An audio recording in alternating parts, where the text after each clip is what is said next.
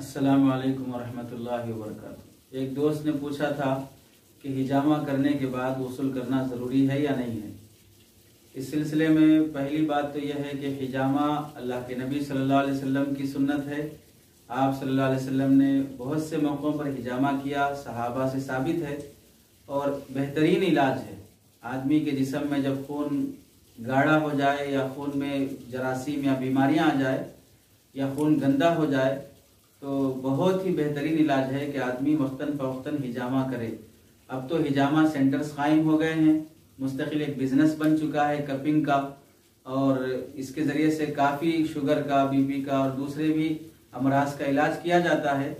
तो कोशिश ये होनी चाहिए कि वक्तन फ़वक्तन हिजामा कराए, मर्द हो या औरत हो।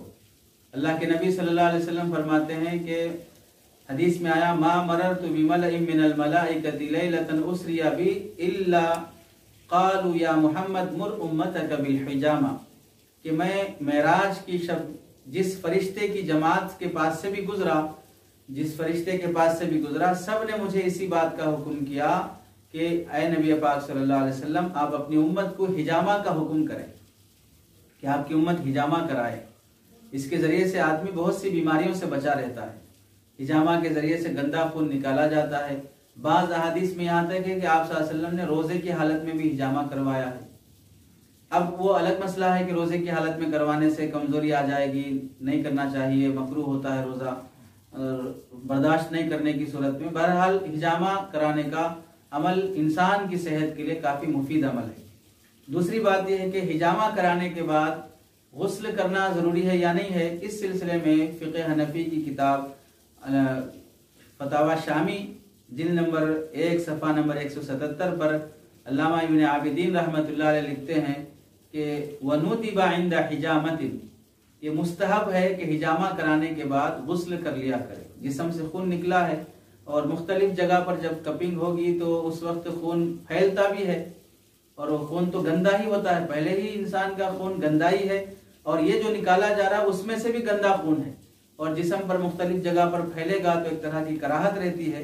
इस वास्ते ऐ इंदल फराग मिनहा, हिजामा से फारिग होने के बाद इख्तलाफ से बचने के लिए बाज़ हज़रात ने उससे गुस्ल वाजिब होना भी लिखा है और बाज़ हज़रात ने चूँकि मुस्तहब लिखा है, तो बेहतर है कि इख्तलाफ से बचने के लिए हिजामा करने को फुक़हा ने मंदूब और मुस्तहब लिखा है। इसके फ़वाइद फ़ज़ाइल बहुत ज़्यादा हैं।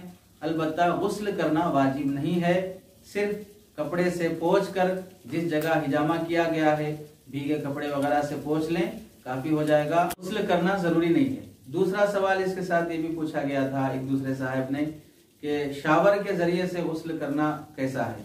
तो देखिए, शरीयत में गुस्ल चाहे वाजिब हो या सुन्नत हो या ठंडक हासिल करने के लिए हो या पाकी सफाई के लिए हो, नज़ाफत के लिए हो, जो भी गुस्ल है, जिस्म उसका भीग जाए, कोई हिस्सा जिस्म का सूखा ना रहे, ख़ास तौर से वाजिब गुस्ल में चाहे आप गोता लगाकर कुएं में या समंदर में या स्विमिंग पूल में या कहीं बारिश में या तालाब में, कहीं भी आप किसी भी तरीके से नहाएं, गुस्ल हो जाएगा।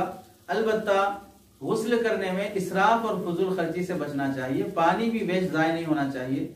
शावर के जरिए से जब नहाया जाएगा, ऊपर से तो पानी बहता रहेगा, कितना पानी जाएगा और ऊपर से जब पानी बहेगा तो गर्म पानी और ठंडा मिला जुला हुआ रहता है, तो आदमी को नहाने में मजा भी आता है, तो आधा घंटा 1 घंटा नहाते रहता है, बहुत पानी वेस्ट होता है, इससे बचना चाहिए।